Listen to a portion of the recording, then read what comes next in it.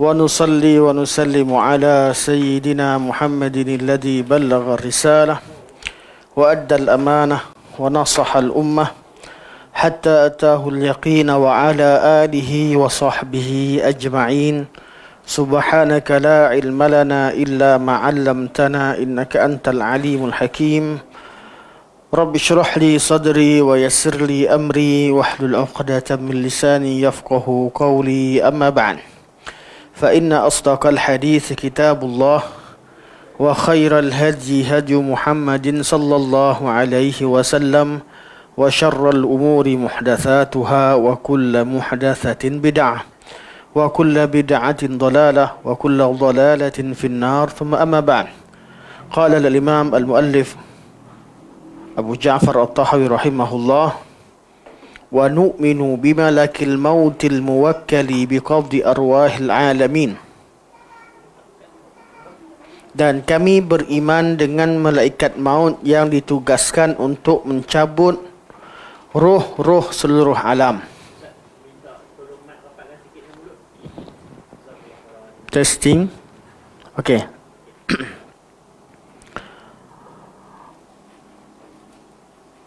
Al-Imam Ibn Abil Is rahimahullah mensyarahkan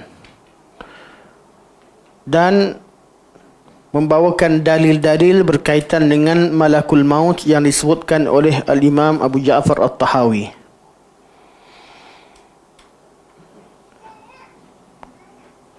Ayat-ayat yang telah kita bacakan telah membincangkan tentang siapakah malakul maut,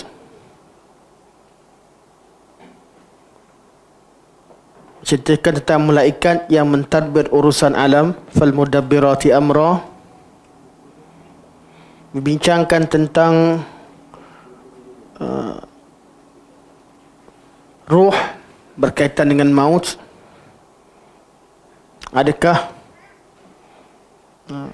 ruh dan nafs, kalimah istilah ar-ruh dengan an-nafs itu adalah perkara yang sama atau berbeza? Dan sampai pada perbincangan berkaitan dengan ruh ini, adakah ruh qadim atau hadis? Qadim artinya ruh ni tidak ada permulaan, hadis artinya makhluk. Dan kata Al-Imam Ibn Abil rahimahullah, kita baca sekali imbas, ulang kaji. Wa qad ajma'at ar-rusul ala annaha muhdatsah makhluqah masnu'ah marbubah mudabbarah. Wa qad ajma'at ar-rusul ala annaha muhdatsatun makhluqatun masnu'atun marbubatun mudabbaratun wa hadza ma'lumun bid-darurati min dinihim. Rasul-rasul semua sepakat, artinya semua Nabi-Nabi dan Rasul-Rasul sepakat bahawa roh ini adalah muhdatsah, satu perkara yang baru wujud, makhlukah, tercipta, masnu'ah, dibentuk oleh Allah Subhanahu wa taala, marbubah, ditadbir, berada di bawah kuasa Allah, mudabbarah, ditadbir. Dan ini merupakan suatu perkara al-ma'lum min ad-din bid-darurah, suatu perkara yang semua orang yang beragama Islam tahu. Annal alam muhdats, bahawa alam semuanya adalah baru. Dan inilah wa madha ala hadha as-sahabatu wat-tabi'un, dan inilah yang dipegang oleh sahabat-sahabat dan tabi'un, hatta nabaghat nabighatun mimman qasara fahmuhu fi kitabillahi wa sunnah, sehingga timbul sekelompok manusia yang pemahamannya dangkal terhadap Al-Quran dan As-Sunnah.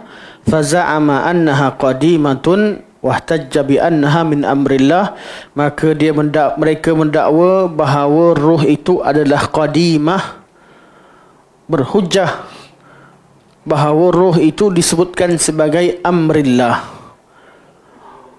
dan amrullah bukanlah makhluk. Mereka berhujah dengan ayat qurir ruhu min amri rabbi. Baik, sampai sini kita bincangkan pada pertemuan yang lalu. Jadi untuk agama Islam dan seluruh agama daripada langit tak ada masalah. Semua sepakat bahawa roh ni makhluk dan tak ada apa-apa isu.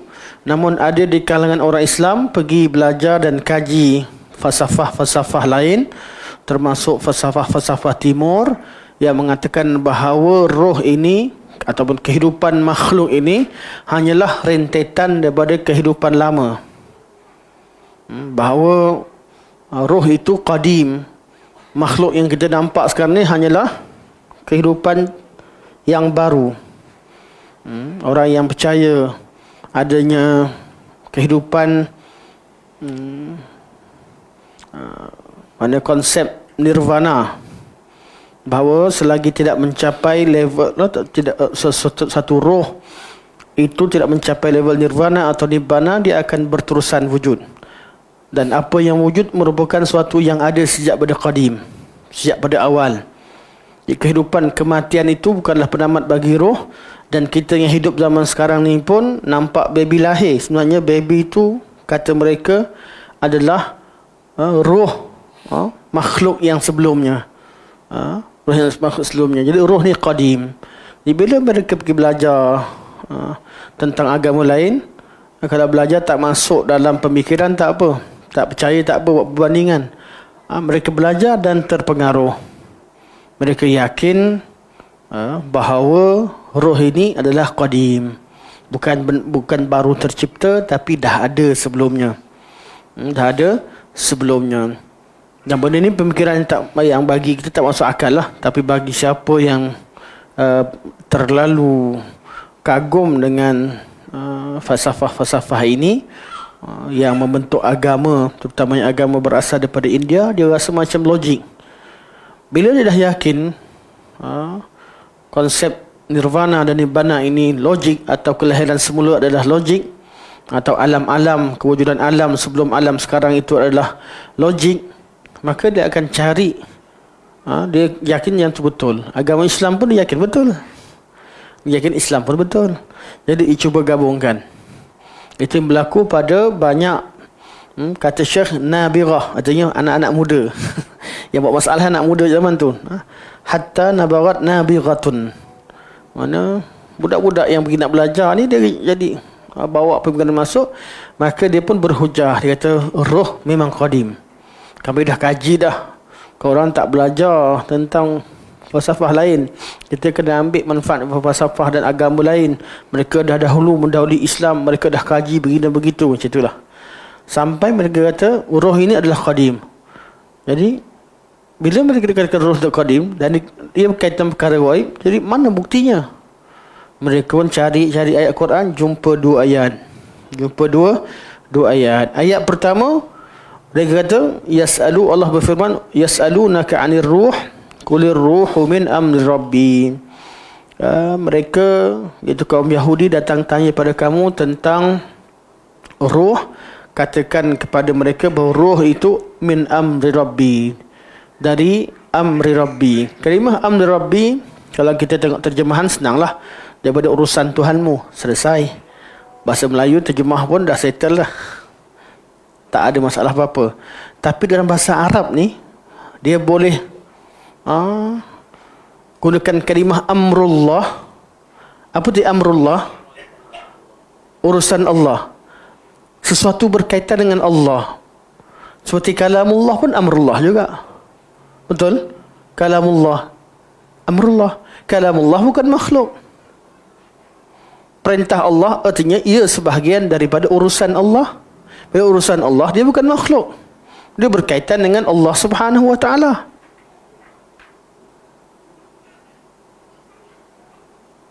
Clear dia punya syubah yang dibawa. Dan dia juga jumpa ayat yang lain. Ayat wa nafakhtu fihi min ruhi, dan kami tiupkan ke dalam badannya dari ruhku. Ruhi, ruh disandarkan pada Allah. Ruhku. Ini juga menyebabkan golongan ni kata inilah hujah dia, ruh. Ruh Tuhan. Jadi apa kata Syekh? Ini cara jawab Ahlussunnah wal Jamaah.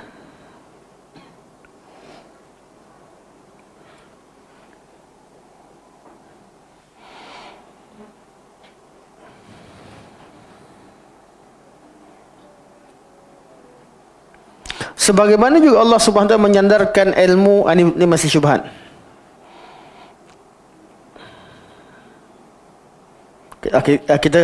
Saya ulang balik apa yang dekat terjemahan. Lepas dibawakan dua ayat tadi, diteruskan bahawa ruhku dan juga urusanku, amri rabbi dengan ruhi, okey. Sambungannya kata, sebagaimana juga Allah Subhanahu wa taala menyandarkan ilmu, kudrah, pendengaran, penglihatan dan tangan kepada dirinya. Itu ilmu Allah, kudratullah. Dia samalah amrullah, amrullah. Manakala orang lain tidak berani mengatakan mana-mana pendapat, iaitu ada di kalangan orang lain itu, maksudnya di kalangan orang kata roh ni qadim tetapi tidak mengeluarkan sebarang dalil. Dia tak guna ayat Quran. Ada yang kata roh ni qadim. Dari mana? Dia tawakuf, dia tak sebut dalil. Ada yang berani bawa dalil daripada Al-Quran.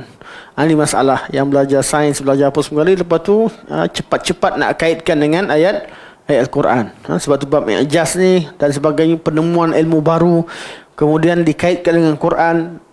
Ini satu perkara yang kalau betul bagus, tapi kalau tidak berhati-hati dia akan bawa satu perkara yang salah, fakta yang salah dan dikaitkan dengan Al-Quranul Karim. Okey. Sepatutnya kalimah Ahlussunnah ni letak perenggan baru. Baik, ni perenggan baru dia. Jawapan dia. Ahlussunnah wal Jamaah telah sepakat mengatakan bahawa roh adalah makhluk. Ini cara jawab yang betul. Cara jawab betul apa dia? Urusan yang kamu cerita ni bukan urusan khilaf, ni urusan ijma'. Sekarang kita bincang tentang roh, tentang perkara ghaib, betul? Dan ia urusan akidah. Urusan akidah kalau berkaitan dengan maklumat yang kita dapat daripada syarak, daripada Al-Quran dan Sunnah. Jadi cara pertama ialah bukan sekadar ada dalil, malah dalil itu dah disepakati oleh seluruh umat bahawa roh ini adalah makhluk. Jadi jawapan ijma' adalah jawapan yang cukup kuat bagi orang yang faham erti dalil, erti nas dan erti ijma'. Quran, Sunnah, ijma'. Sebab ijma' artinya apa? Dah tak ada umat, tak ada khilaf dah. Maksudnya dah perkara yang ayat Quran dan pemahamannya telah berlaku ijma'.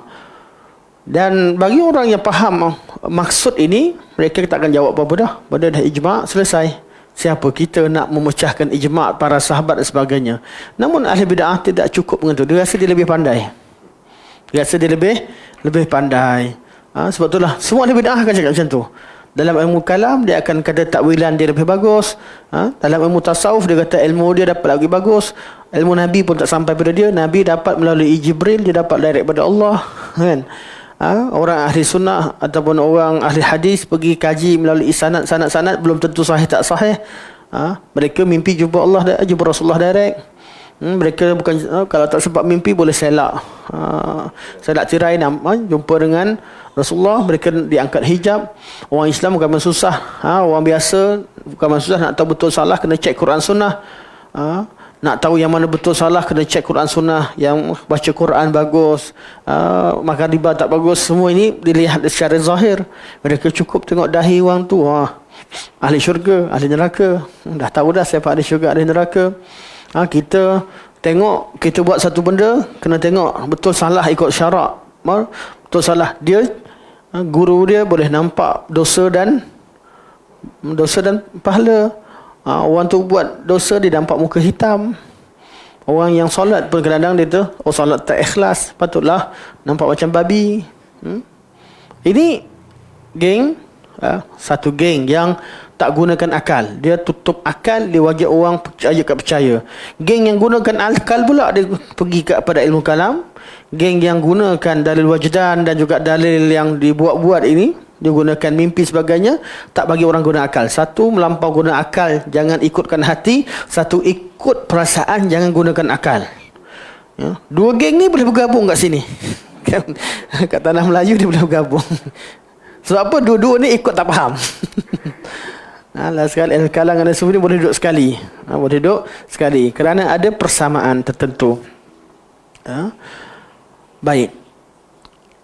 Jadi kumpulan ni mereka sama. Tapi alhamdulillah yang ni tak rasa tak sampai kat kita, ataupun yang mengatakan roh ni qadim tidak tersebar dalam masyarakat Melayu. Masyarakat Melayu bila masuk Islam je dah buang habis. Paling-paling percaya ada hantu. Paling-paling percaya ada hantu. Kan, dia tak sampai pada tahap kata qadim. Dia dah belajar ilmu kalam betul-betul bahawa Allah sahaja yang qadim, dan itu kesan baiklah. Kesan baik, dia tak terpengaruh dalam masalah-masalah begini. Okey. Okey, jawapan pertama ijma'. Ijma', dan siapa yang nukilkan ijma', iaitu siapa yang buat kajian dan mengatakan bahawa semua kalam sahabat semua sepakat, tak ada perbezaan pandangan. Kita boleh kata ijma' ni, kita boleh tengok siapa yang nukilkan. Artinya bila dia nukilkan, dia dah buat kajian sehabis-habisnya terhadap qaul ni dan disepakati. Yang menukilkan ijma' ialah Muhammad bin Nasr al-Marwazi dan Ibnu Qutaibah, dan selain mereka berdua ramailah. Sini tulis al-Marwazi. Yang betulnya bukan al-Marwazi, ya. Yang betul al-Marwazi. Mirwazi pun silap. Apa ada sebut, tapi yang tepatnya al-Marwazi. Antara ulama yang telah menukilkan ijma' itu ialah Muhammad bin Nasr al-Marwazi, Ibnu Qutaibah dan lain-lain lagi. Tak syaklah bab ni. Antara dalil yang menunjukkan roh adalah makhluk. Okey, jawapan ijma' selesai dah. Tapi juga perlu diberikan ijma'. Habis macam mana? Bagikan kami, kenapa berikan ijma'? Dah berlaku ijma' cukup lah jawapan. Tapi ada orang teka lagi. Senang ijma' tu tak ada hujah. Ada. Semua urusan ijma' pasti ada hujahnya. Ijma' dalam memahami dalil berarti ada dalil. Semua urusan yang ijma' ada dalil. Bukan sekadar ada dalil, malah mereka ijma' terhadap pemahaman terhadap perkara tersebut. Jadi ijma' ni sama ada ijma' atas dalil atau ijma' atas qiyas dan sebagainya, tapi ada dalilnya. Ada dalilnya. Dalam bab urusan akidah, dia mesti ada dalil nas. Dia bukan perkara qiyas. Baik. Antara dalil yang menunjukkan ruh adalah makhluk, firman Allah Subhanahu wa taala, Allahu khaliqu kulli syai'. Allah merupakan khaliq, pencipta, kulli syai', segala perkara atau segalanya. Allahu khaliqu kulli syai' wa huwa ala kulli syai' wakil. Tak silap, inilah surah Zumar. Allah yang mencipta segala-galanya. Segala-galanya adalah ciptaan Allah Subhanahu wa taala. Okey. Ayat ini adalah am dan tidak ada pengkhususan dibuat dalam apa bentuk sekalipun. Allah cipta segala perkara, tak ada yang terkecuali. Tak ada yang terkecuali. Tapi masalah kat mana? Masalah geng-geng kalam. Mereka pernah bincang ayat ni, Allahu khaliqu kulli syai'. Iaitu ulama Mu'tazilah, dia kata, sebab tu kami kata sifat-sifat Allah tu makhluk, kalam Allah tu makhluk. Jadi Syekh komen supaya lepas syarah benda ni, supaya jangan bagi ruang pula pada geng Mu'tazilah kata kalamullah makhluk. Syekh buat pagar siap-siap. Syekh kata sifat-sifat Allah Subhanahu wa taala tidak termasuk dalam makhluk yang dijadikan ini. Allahu khaliqu kulli syai'. Allah cipta segala-galanya. Dia berkata, habis Allah cipta segala-galanya. Quran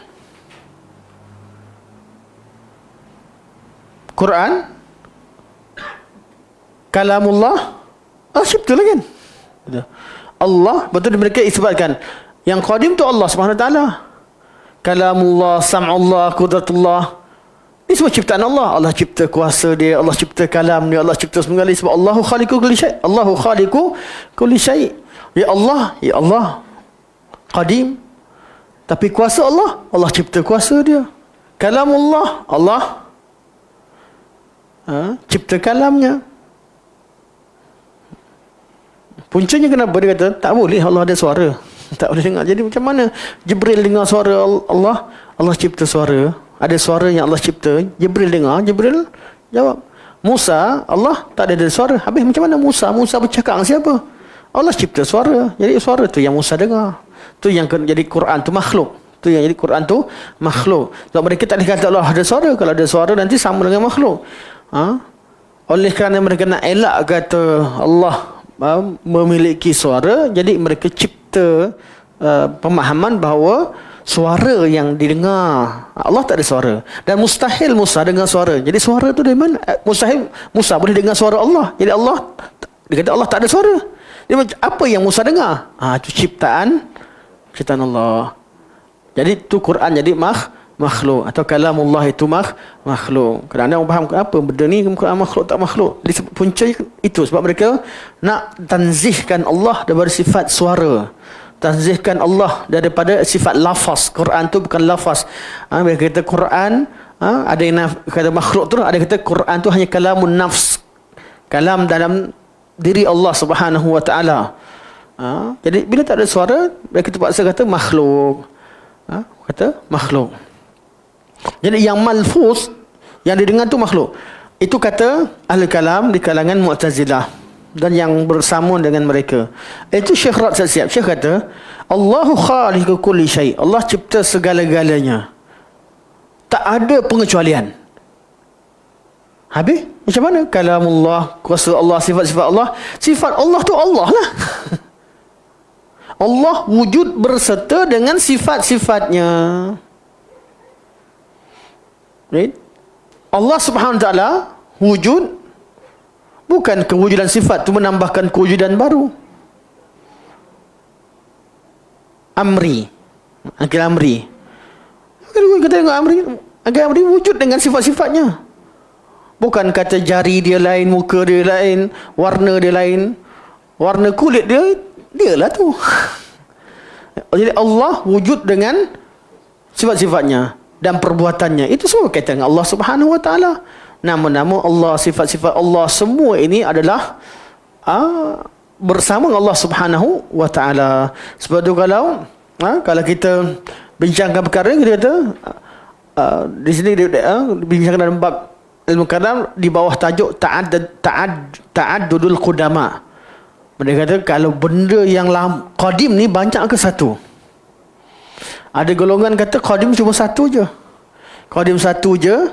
Inilah dia ahli sunnah wal jamaah dan semua. Qadim Allah sahaja. Yang lain semua makhluk. Yang lain bermasalah. Kata kalau Allah sahaja, macam mana sifat Allah, macam mana kalamullah sebagainya. Mereka kata ada ta'addul qudama. Bincang punya bincang, kita kata lupakanlah semua kaul. Cukup kita tahu Allah Subhanahu Wa Taala qadim. Habis sifat Allah qadim. Allah itulah Allah wujud berserta dengan sifat-sifatnya. Okey, sambung seterusnya. Allah SWT adalah bersifat dengan sifat-sifat kesempurnaan. Ilmu, kudrah, hayah, sama', basar, dan semua sifatnya adalah termasuk ke dalam namanya. Iaitu musamma. Semua sifat bersama dengan musamma. Namanya itu Allah. Nak kata kalamullah, Allah lah. Sifat Allah, kuasa Allah, Allah lah. Semuanya berkaitan dengan al-musamma wahid, yang memilikinya satu, itu Allah Subhanahu Wa Taala. Sebab tu kita ada nama al-wahid dengan ada nama al-ahad. Betul? Kita ada nama al-wahid, Allah al-wahidul qahar, Allah juga al-ahadus samad. Betul? Wahid nama Allah, ahad pun nama Allah. Ahad artinya tunggal, betul?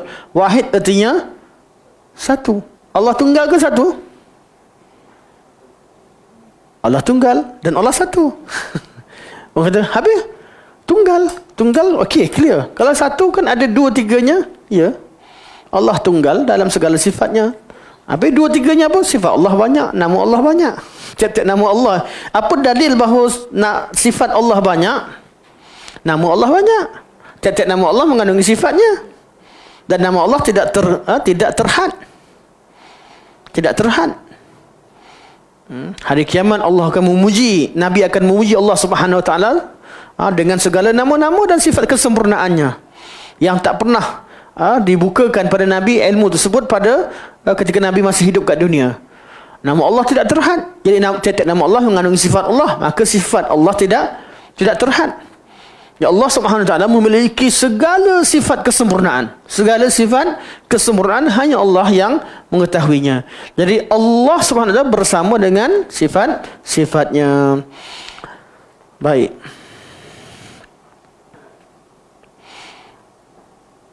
Jadi semua nama-nama Allah dan sifat-sifatnya ni termasuk pada musammai satu, ownernya satu, itu Allah. Ar-Rahman, kalau Jahmiyah tak diterima. Jahmiyah dia kata Allah tu wujud saja, Allah saja. Ar-Rahman, Ar-Rahim ni semua dinafikan. Mana boleh ada banyak nama, banyaklah qadimnya. Kalau Mu'tazilah, nama okey lagi. Seorang boleh banyak nama, orang ni satu je, nama dia banyak. Cuma yang jangan bagi makna jangan benarkan orang bagi makna pada sifat. Sifat ni yang jadikan banyak.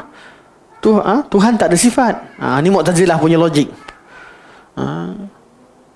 Manakala Al-Kullabiyah, Al-Asy'ariyah, Al-Maturidiyah dan sebagainya, mereka mengisbatkan sebahagian sifat yang menyebabkan sifat-sifat yang tidak dikaitkan dengan jisim.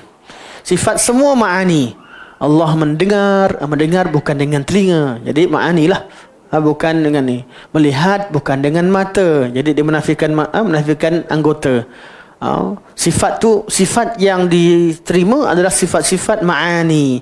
Sifat-sifat yang tidak boleh disifatkan dengan tempat, ruang sebagainya. Allah mendengar tapi tidak dengan telinga. Allah melihat bukan dengan mata. Allah berkata-kata tapi bukan dengan lisan, bukan dengan mulut. Begitulah yang tidak bersuara, tidak sebagainya. Kerana tak nak disifatkan bahawa sifat Allah itu ada sama dengan persamaan dengan makhluk. Jadi mereka mengisbatkan sifat-sifat ma'ani dan mereka menyatakan sifat-sifat lain yang Allah sebut tak boleh dimaknakan dengan makna zahirnya seperti sifat tangan, wajah sebagainya, dikatakan itu adalah sifat makhluk atau berjisim. Mustahil bagi Tuhan itu berjisim. Itu logik yang ada pada kelompok Kullabiyah, Al-Asy'ariyah dan Al-Maturidiyah. Jadi mereka mengisbatkan sebahagian sifat. Mereka bagi logik mereka tak ada masalah Allah ada sifat, tapi bermasalah kalau Allah itu berjisim. Ahli Sunnah cakap macam mana dalam bab ini di kalangan Salafiyah, orang Salafus Salih? Mereka kata, kenapa nak bincang lebih-lebih? Apa je Allah beritahu, terima je. Itu je konsep. Apa sahaja yang Allah kata, terima dan yakin apa yang ada pada Allah, apa sifat-sifat Allah takkan sama dengan makhluk. Tak payah nak pecah-pecahkan yang ni terima, yang tu tak terima. Tak payah nak gunakan logik begitu. Kerana tidak pernah dinafikan sifat-sifat yang kalian nafikan itu pada pemahaman mereka. Dan mereka pun yakin laisa kamitslihi syai' wa huwas samiul basir sejak daripada Quran turun. Tak mungkin ada di kalangan sahabat Nabi atau isteri-isteri Nabi, keluarga Nabi yang menyatakan Allah sama makhluk. Kalau mereka ni mujassimah dan tajsim itu adalah kufur, macam mana mereka dijamin masuk syurga? Semua sahabat ni kan semua dari zaman syurga. Akidah mereka selamat, amalan mereka selamat, dan mereka adalah ahli sunnah wal jamaah yang sebenar. Jadi pemahaman, kalaulah pemahaman mereka mengandungi tajsim, mengandungi menyatakan Allah berjisim dan tajsim itu adalah kufur, mana mungkin mereka dijamin syurga? Allah kata radhiyallahu anhum wa radu'an. Allah dah redha dengan mereka dan mereka redha pada Allah Subhanahu wa taala. Apa saja Allah suruh mereka buat, mereka apa Allah larang mereka tinggalkan, apa Allah beritahu mereka percaya dan beriman dengan sifat-sifat Allah. Salah satu daripada redha dengan apa yang Allah Subhanahu wa taala beritakan. Jadi ahli sunnah tak bincangkan lebih selamat ke bincang lebih selamat? Tak bincang lebih selamat. Bukan tak bincangkan ayat sifat, tapi tak bincangkan pendetilan sifat seperti ahli kalam. Dan ahli kalam kata, bila dikatakan begitu, sahabat ni begini-begitu, dia kata, oh tak, kami takkan kata sahabat Mujassimah. Stop. Dia kata, stop. Kami tak kata. Kami kata sahabat dulu tak bincangkan makna ayat ni. Mereka baca je. Ayat ini hanya dibacakan dan mereka lalukan saja. Baca di mulut, mereka tak berikan makna. Mereka serahkan maknanya pada Allah. Ayat-ayat sifat ni hanya dibacakan, tak diberikan makna. Dan mereka bermasalah kat mana? Bermasalah pada ditemukan kalam salaf yang memberikan makna pada sifat. Sampai bila sifat istiwa sebagai contoh, bila salaf kata ala wartafa'a, sa'uda, istaqarra, ni semua kalam salafus salih. Mereka goyang. Ala wartafa'a sa'uda istaqarra, kata tak, mereka tak bagi makna tu. Kalam mereka beri makna terhadap ayat sifat, makna terhadap makna umum yang ada pada kalimah tersebut. Sampai kat situ, mereka melupakan usul yang asal. Oh, ala tu sebenarnya tinggi kekuasaan. Mereka takwilkan lagi, bukan setakat kalimah istawa tak ada makna. Tafsiran yang diberikan oleh salafus salih juga ditakwilkan lagi. Bukan takwil ayat saja, takwil terhadap tafsiran dan kalam salafus salih. Kalau mereka baca berlalu begitu sahaja, mereka tak akan isbatkan dalam kalam mereka. Kalau salafus salih, sahabat-sahabat Nabi, baca ayat Quran kerana tak nak samakan Allah, mereka tak bagikan makna, takkan kita temukan sifat-sifat ini dalam kalam mereka. Nabi tiap-tiap kali bersumpah, wallazi nafsi biyadihi. Kalam Nabi, sifat yad.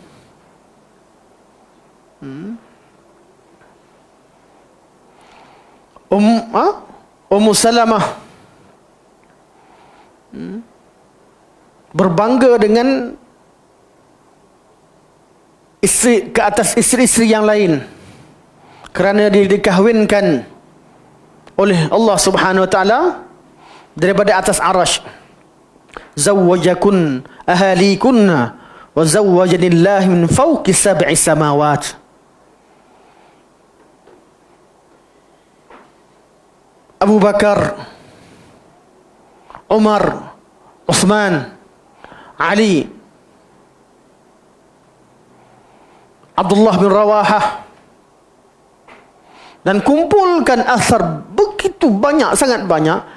Kalaulah mereka, ayat Quran sebutkan sifat-sifat ini, mereka tak tahu makna, tak faham makna, dan mereka lalukan sahaja, atau mereka faham tapi tak nak sebut, mereka takkan ulang balik dalam kalam mereka. Kerana kalamullah sendiri pun mereka hanya baca 3 begitu sahaja. Sedangkan sifat-sifat Allah disebut dalam banyak asar. Sebetulnya yang berlaku dalam pengajian ilmu kalam, hanya diwajibkan untuk hafal kaedah sifat-sifat yang disabitkan dalam ilmu kalam. Cukup hafal sifat 20, hafal sifat yang ini, dan tak payah dengan yang lain. Nanti kalau baca Quran pun jangan syarahkan begitu saja, kena cari ulama. Nanti Quran boleh menyesatkan. Sebahagian pada Quran ni boleh, kalau baca Quran faham secara zahir, boleh sesatkan. Ada macam-macam kalam. Kalam-kalam begitu kita tidak layak untuk diperkata kepada Al-Quranul Karim. Ayat yudhillu bihi kathira wa yahdi bihi kathira bukan daripada Quran, tapi ada orang yang sesat. Ayat Quran sifatnya tidak ada yang blur. Tak ada sifat Quran itu Quran tu menyesatkan sebahagian pada orang, sebahagian orang jadi sesat kerana Quran, bukan kerana ayat Quran itu yang tak jelas dan tak clear, tapi orangnya yang tak betul. Bukan ayat Quran yang disifatkan sebagai zahir Quran atau ayat Quran, makna zahir, makna ayat Quran itu yang menyesatkan. Satu bila kata kelompok ini, bila mereka bawakan pemahaman mereka, mereka semua berhujah, oh inilah ayat mutasyabihat. Tak tahu ke ayat ada muhkamat dan mutasyabihat? Kita tahu betul. ada ayat Quran mutasyabihat, tapi ayat Quran mutasyabihat tidak menyesatkan orang yang beriman dengannya. Ayat mutasyabihat ada, cuma yang perlu kita pastikan ayat tu betul-betul adakah benar ayat-ayat yang dikatakan mutasyabihat dikategorikan sebagai mutasyabihat oleh generasi yang lebih faham agama daripada kita, iaitu generasi salafus salih. Sebab tu kalau tengok pada kalam salafus salih, tak pernah mereka menyatakan ayat-ayat sifat sebagai ayat mutasyabihat. Betul muhkamat ke? Ya muhkamat. Dia kata, kalau muhkamat, bila kita cuba bawa ayat yang salaf mentakwilkan sifat, bila kita cubalah bawa ayat-ayat yang kita maknakan sebagai tafsir. Apa beza tafsir dengan tafsir ataupun takwil yang betul? Takwil yang betul, istilah takwil, bukan istilah yang buruk. Quran sebut kalimah takwil yang kita namakan sebagai tafsir. Apa beza takwil yang betul dengan takwil yang salah? Takwil yang betul atau tafsir, mereka tidak menafikan sifat asal. Mereka hanya memaknakan suatu sifat sesuai dengan konteks ayat. Takwil yang salah menafikan sifat asal, hanya mengisbatkan konteks. Macam anak selalu sebutlah, contoh yang selalu disebut, kita kata siapa nak ikut mancing ikut Abang Wan besok? Mana? Belum. Kat mana? Tasik belum. Contoh kan? Contoh je. Jadi siapa yang nak ikut, tunggu kat bawah, kat parking Baitul Salam.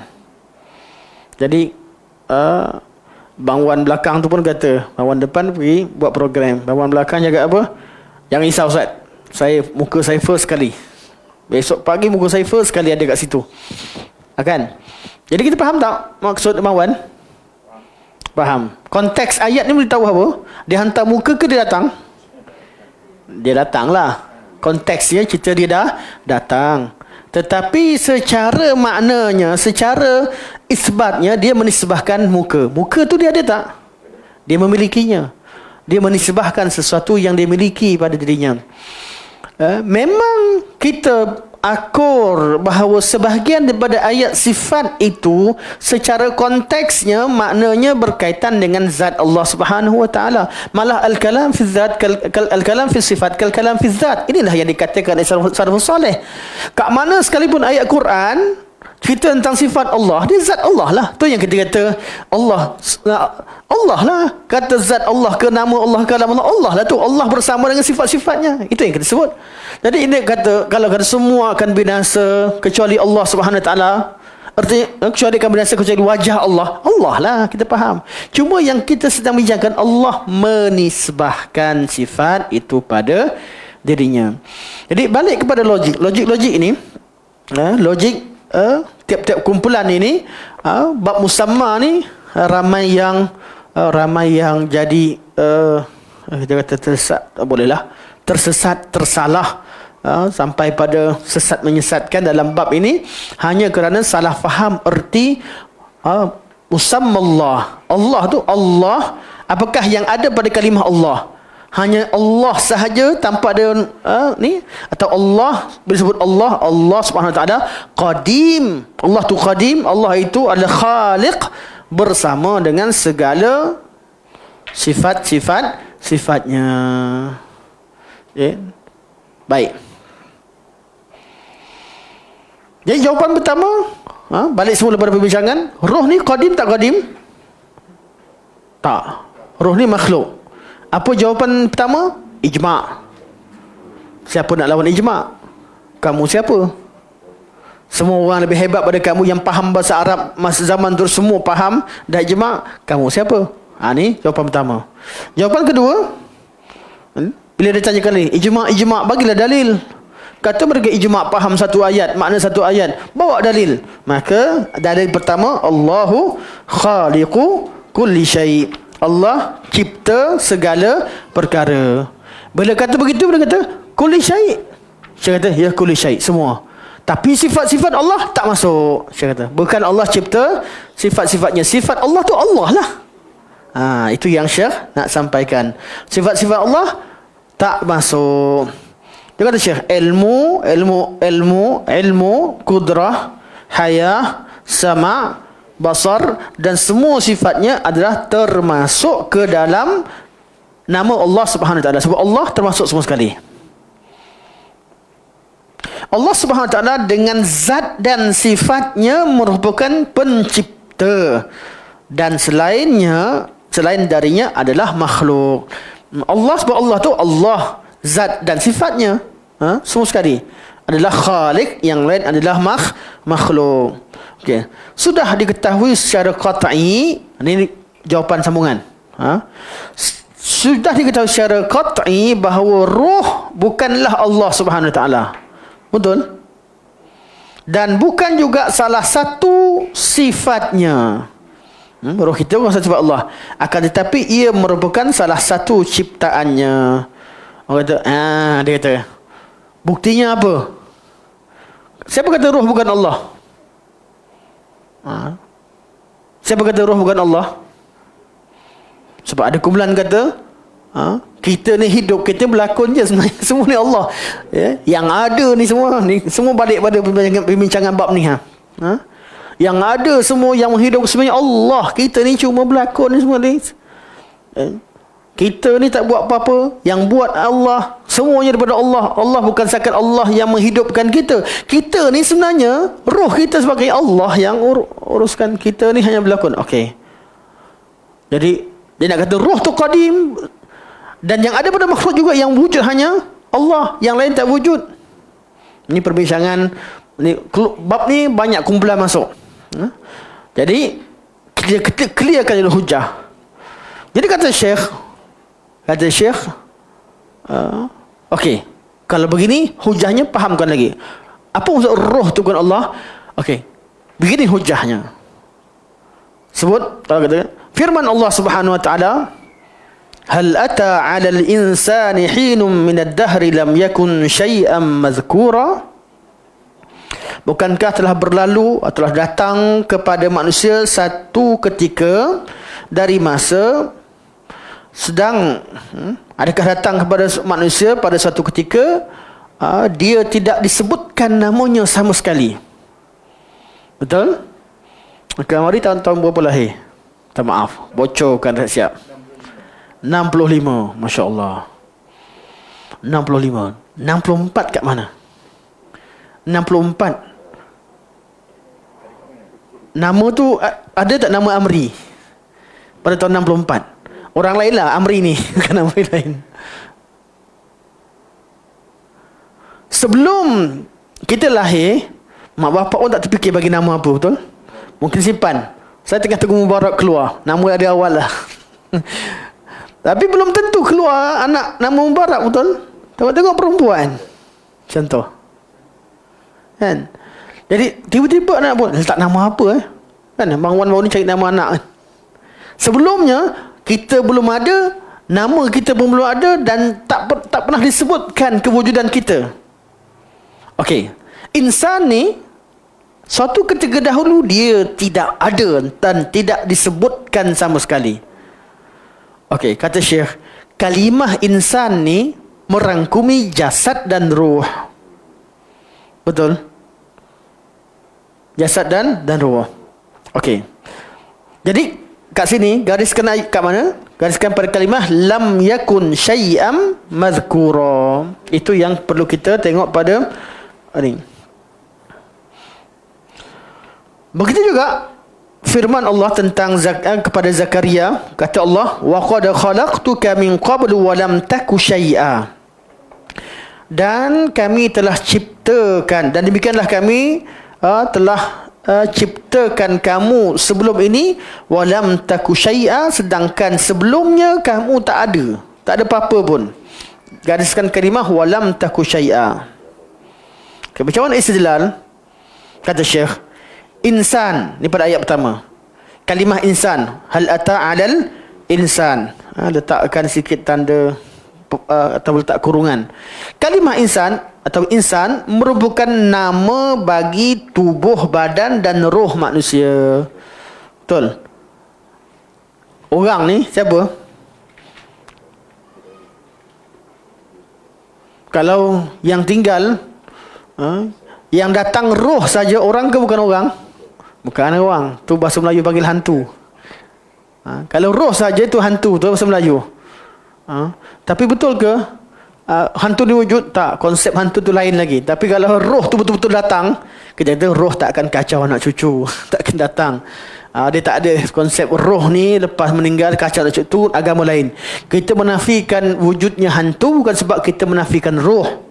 Kita menafikan wujudnya hantu bukan kita menafikan syaitan ataupun jin. Kita menafikan hantu kerana mafhum hantu tu roh yang tidak kembali ke rahmatullah, tak pergi ke alam ghaib. Roh datang kacau alam sekarang ni sebab dia nak tunggu, dia tunggu masuk, dia tak masuk lagi reincarnation ke badan lain atau rebirth kat badan lain, dia masih ada lagi di dunia ini. Itu yang kita nafikan konsep tu. Kalau sebut tentang hantu ni kita tak wujud. Kenapa? Bukan kita menafikan ada orang nampak ada orang nampak benda pelik-pelik. Kita tak menafikan bahawa memang ada syaitan ni berupa, ada jin berupa kacau orang dan sebagainya. Tapi kita menafikan bahawa itu adalah roh si fulan. Hantu Mak Limah, hantu pocong, hantu Jepun, hantu Pontianak. Baik-baik kita panggil dia syahid syahid akhirat kan, melahirkan anak, kita letakkan nama syahid akhirat, sampai ke orang Melayu jadi Pontianak. Teruk betul. Beza antara dua mafhum. Jadi balik semula, kalau roh tu datang, orang Melayu panggil hantu. Kalau dalam pemahaman Melayu dia tak panggil. Kalau jasad dia ada, panggil orang ke? Panggil mayat. Tapi kalau datang jalan kaki, itu orang tu kan. Orang tu dia bila jasad tu hidup. Bila jasad tu dah tak ada roh, orang panggil mayat.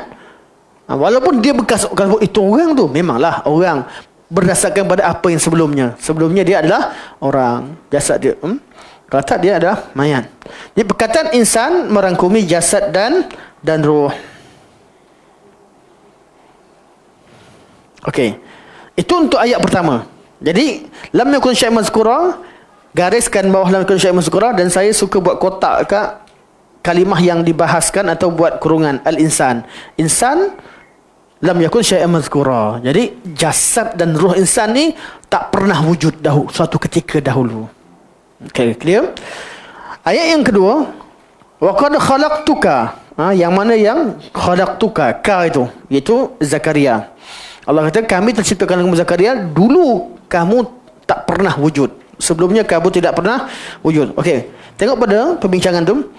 Firman Allah ini ditujukan kepada Nabi Zakaria untuk roh dan badannya. Allah bercakap Zakaria tu bukan dengan roh dia, dengan roh dan badan dia. Masa Zakaria dapat wahyu ni bila? Masa hidup kat dunia lah. Masa tu dah Zakaria, Allah berbicara dengan Zakaria, wa qad khalaqtuka, iaitu berbicara melalui Jibril alaihissalam. Roh, okey, ini pertama. Itu pertama. Sepatutnya kalimah roh ni letak kat perenggan seterusnya. Ni hujah selepasnya. Bab-bab perenggan ni memang kena cetak semula ni. Bismillah. Alhamdulillah. Okey, tu hujah pertama.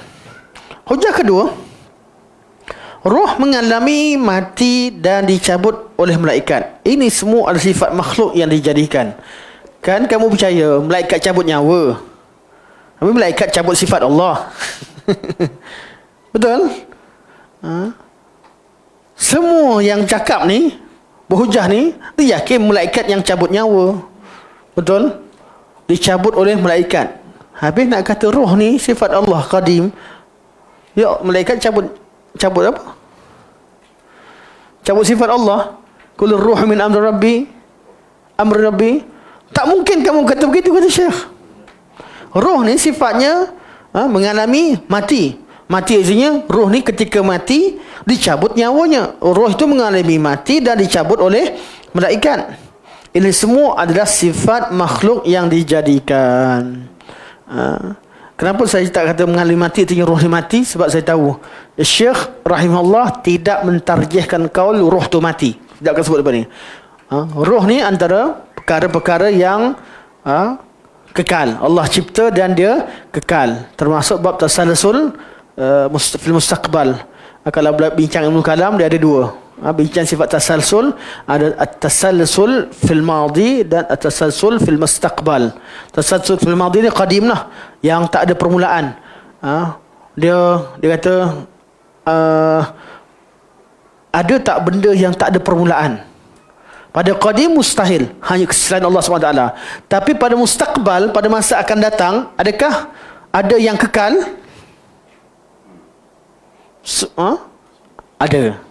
Ada benda yang Allah cipta dan Allah kekalkan. Dan dia bukan Tuhan. Dia kekal dengan kehendak Allah Subhanahu wa taala. Apa dia? Ada 8 perkara yang kita sebutkan pada pertemuan yang lalu. Arash, qalam, Lauhul Mahfuz, syurga, neraka, ajbuz zam, ruh, dan juga apa satu lagi? Qalam dah. Qalam, Lauhul Mahfuz. Saya pun tak hafal dia punya baik. Ulang balik. 8 benda. Syurga, neraka, arash, qalam, Lauhul Mahfuz, ajbuz zam, ruh. Apa satu lagi? Rasa macam ada tertinggal. Ya? Ya? Tak. Dia pun meninggal. Oh, betul. Ada yang catat saya minggu lepas? Minggu lepas kira cukup. Ini kalau masuk periksa ambil masa dah ni.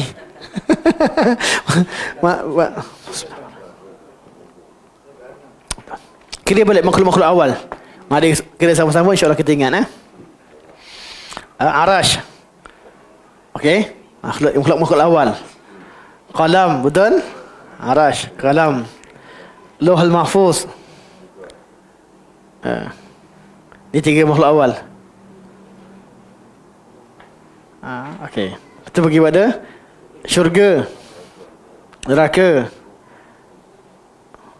ajbuz zam, ar-ruh. Satu lagi apa? Tahu tak hadir sekarang? Selalu. Ya? Apa dia? Bukan. Arash dan kursi disebutkan sekali. Arash dan kursi disebutkan sekali. Mungkin kursi. Mungkin ada sebagai ulama kata 10 ada ulama ya.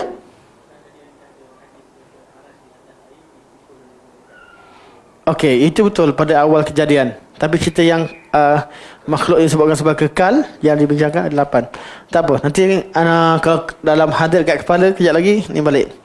Maksudnya kalau soalan tu ruang bagikan nombor 8, jangan tulis dulu. Allah musta'an. Anda tak cakap benda ni sebab apa? Sebab aku rasa macam tak lupa kot kan. Okey. Confident tinggi. Baik.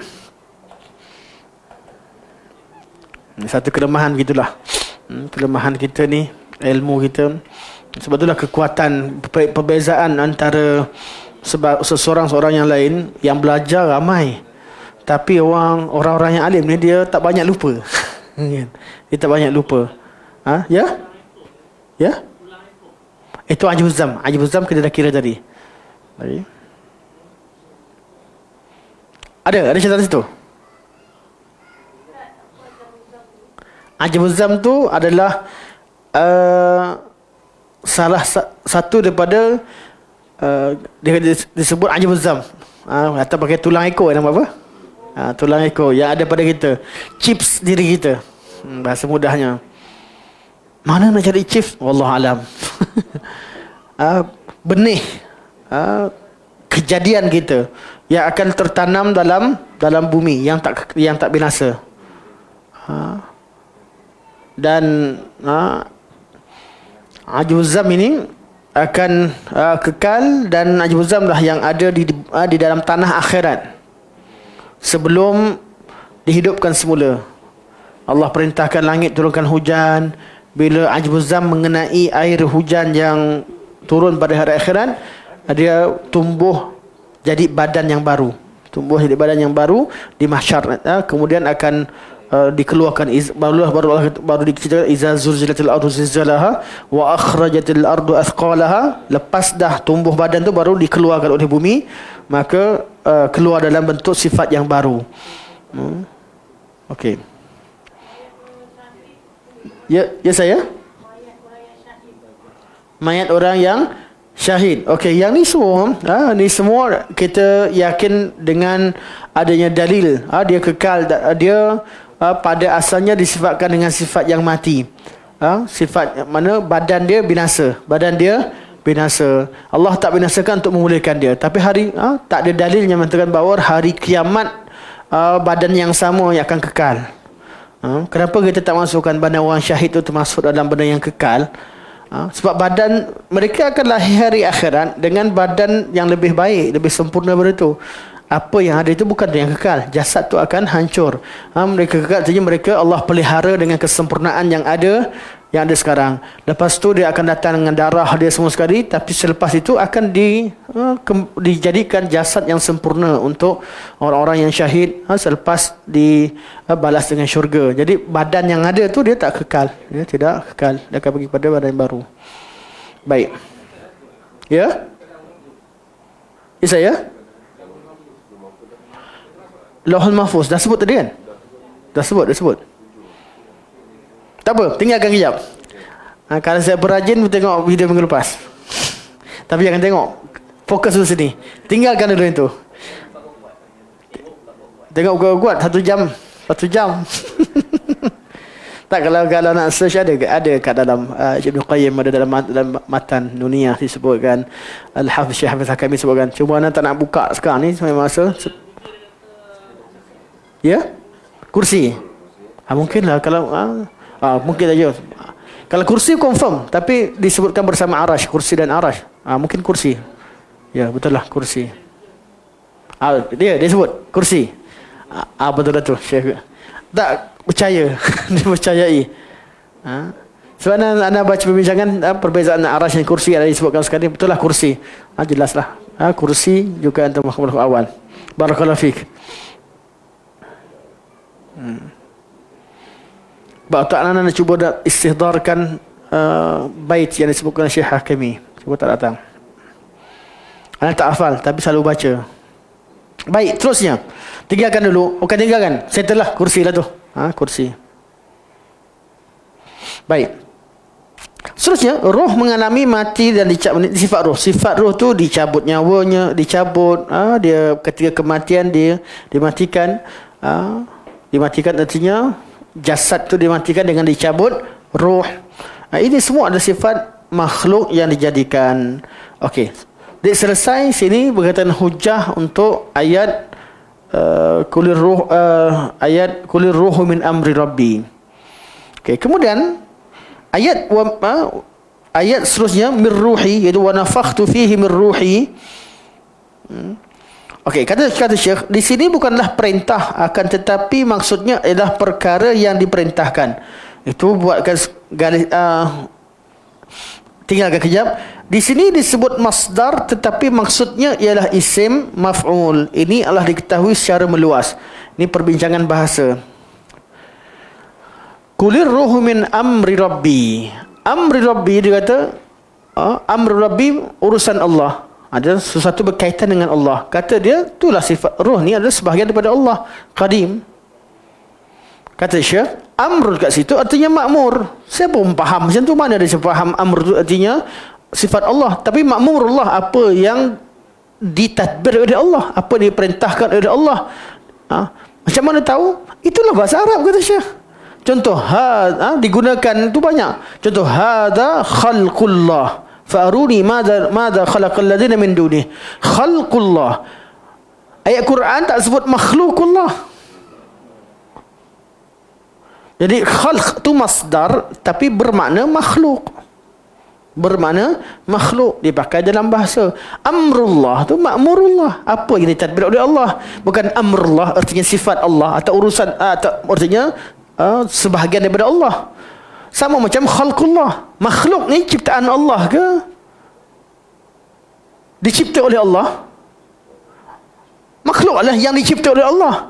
Tetapi bahasa Melayu pun sebut ciptaan Allah. Ciptaan Allah bukan disebabkan pada sifat Allah. Ciptaan Allah adalah yang dicipta oleh Allah. Bahasa Melayu pun pakai sama. Masdar ni adalah kata masdar lah, ciptaan. Yang mencipta, pencipta, isim fa'il. Yang tercipta atau yang dicipta isim maf'ul. Okey, masdar adalah ciptaan. Okey, ciptaan. Ciptaan Allah bahasa Melayu. Ciptaan Allah artinya sesuatu yang diciptakan Allah ke atau perbuatan Allah? Sesuatu yang dicipta oleh Allah Subhanahu wa taala, macam khalqun dengan makhluk. Hada khalqullah, ini adalah ciptaan Allah. Maksudnya hada makhluqullah, ini makhluk Allah. Sama je hadza amrullah, maksudnya sebenarnya hadza ma'murullah. Tapi bahasa guna amrullah. Sebut hadza ma'murullah tak sedap bunyi. Memang bahasa guna hadza amrullah. Hadza khalqullah. Qulir ruhu min amri rabbi. Jadi itu maksud Syekh. Manakala dalil yang mengatakan ruh disandarkan kepada Allah menggunakan kalimah mir ruhi, sambung pada minggu depan. Boleh insyaAllah? Okey, tak apa, dah jumpa kursi. Saya pun nak cari, betul lah kursi. Memang dalam otak saya ingat kursi tadi. Cuma sebab saya ada perbincangan, ada dah kursi, ada arah-arah kursi dan sebagainya, perbincangan yang ni, saya menjadi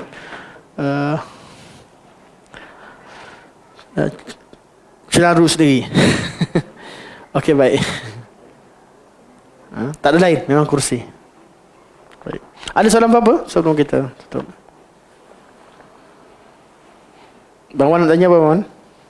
Ustaz, tentang tadi dia kata manusia, insan dan roh tu manusia lah kan?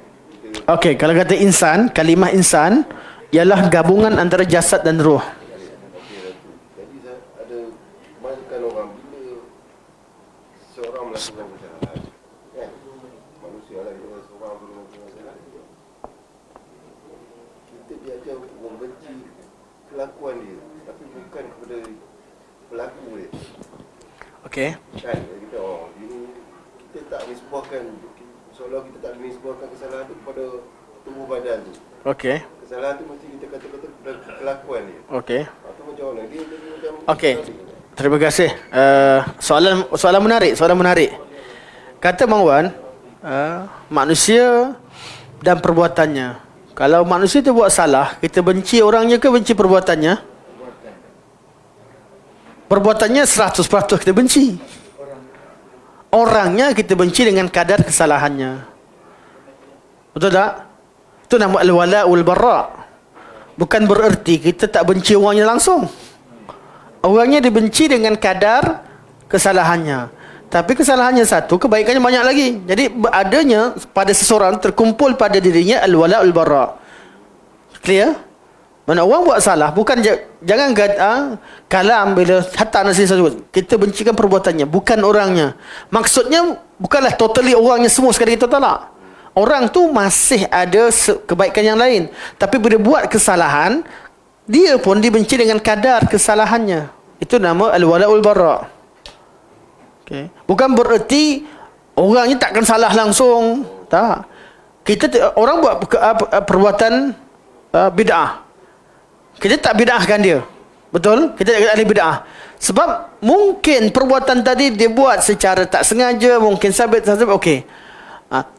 Jadi kita nak sabitkan tu satu cerita. Yang kedua, kalau sabit dibuat memang betul-betul bid'ah sekalipun, kita benci dia sekadar bid'ahnya.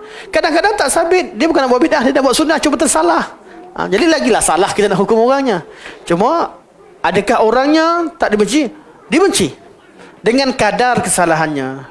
Dengan kadar kesalahannya. Dengan cara macam mana? dengan dilihat kebaikannya lain, dia seorang Muslim. Kita kalau orang salah satu benda, kita kata, oh dia buat bid'ah, tapi dia Muslim, tak Muslim? Sampai kafir ke dia buat bid'ah? Tak. Jadi dia ada hak sebagai seorang Muslim. Hak sebagai seorang Muslim. Jadi adakah kerana buat bid'ah kita tak nak mandikan dia, katakan itu Khawarij yang hukumkan orang sebagai kafir? Tidak.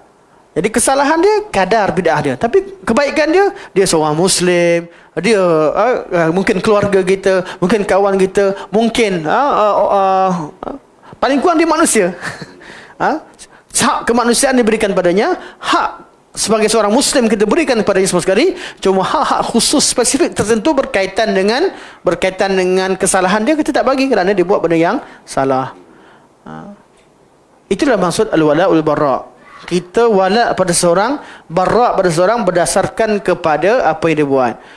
Bukan menafikan dia secara total, buat salah sikit hukumkan dia lebih pada itu, atau benci lebih, atau menjadikan dia takkan salah. Oh, perbuatannya salah, kita bukan benci dia. Ya, dia secara personal kita tak benci pun, perbuatan dia salah. Tapi kerana dia salah, kadar kesalahan dia menyebabkan kita membenci dia kadar kesalahannya.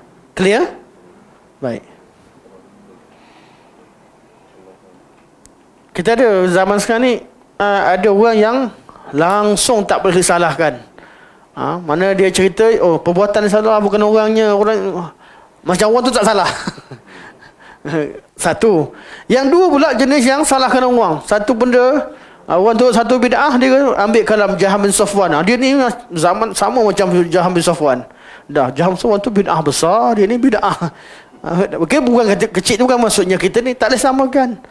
Tak semua ada bid'ah kita nak kena pulau, kita nak kena buang, kita nak kena benci. Kita benci pada kadar bid'ah dia. Pakcik-pakcik tu pergi masjid, apa salahnya? Cuma setakat zikir kuat-kuat ikut padanya. Zikir kuat-kuat pun ada kaul dalam di kalangan ulama sunnah. Anak bukan menyokong zikir kuat, tapi anak sekadar kuatkan suara. Dia beramai-ramai, salah lah. Dia ramai-ramai serentak nak ikut imam lagi. Ada kesilapannya, tapi kesilapan dia pergi masjid, dia orang baik, dia orang saleh. Itu kadar wala' dan sayang kita pada dia masih ada. Jadi kita benci kesalahan dia dengan orang yang sikit macam itu, tapi kecintaan kita lebih besar dengan kebaikan yang ada. Jadi kita masih bergaul baik. Cuma kita ingat, kita kena fahamkan dia.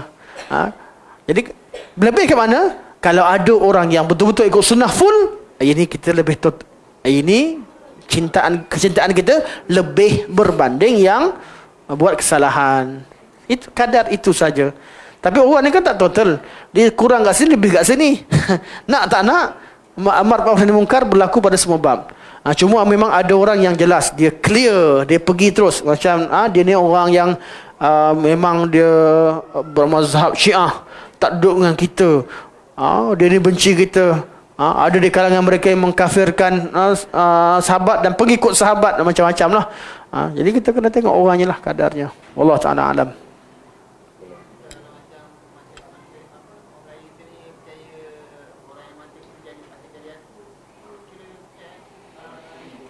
Okey, terima kasih soalan yang menarik. Kalau orang Melayu percaya orang kita mati betul jadi hantu, adakah yang kufur? Tak. Itulah kita namakan sebagai khurafat.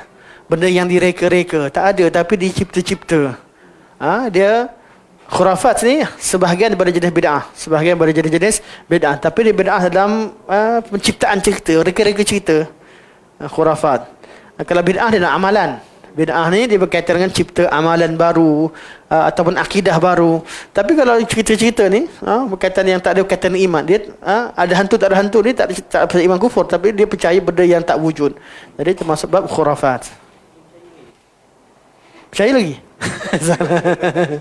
Okey. Tapi orang kata, Ustaz, siapa kata hantu tak ada? Saya pernah nampak orang tu. Kan macam-macam pengalaman orang. Jin dah tu, syaitan dah tu. Baca auzubillahi minasyaitanir rajim, dah lah, bukan mak kita tu. Bukan pak cik kampung kita tu. Tuan-tuan, apa yang berlaku cerita hantu ni? Kadang-kadang hantu datang bentuk Imam Saleh contoh. Tak akan Imam Saleh. Oh, hantu Imam Saleh. Sebab syaitan datang untuk muka Imam Saleh. Dia ni imam orang soleh. Nama pun soleh. Dia meninggal, syaitan berupa muka dia. Last sekali, oh dia jadi hantu rupanya. Jahat imam ni, macam mana boleh mati jadi hantu? Nampak beza kesan dia?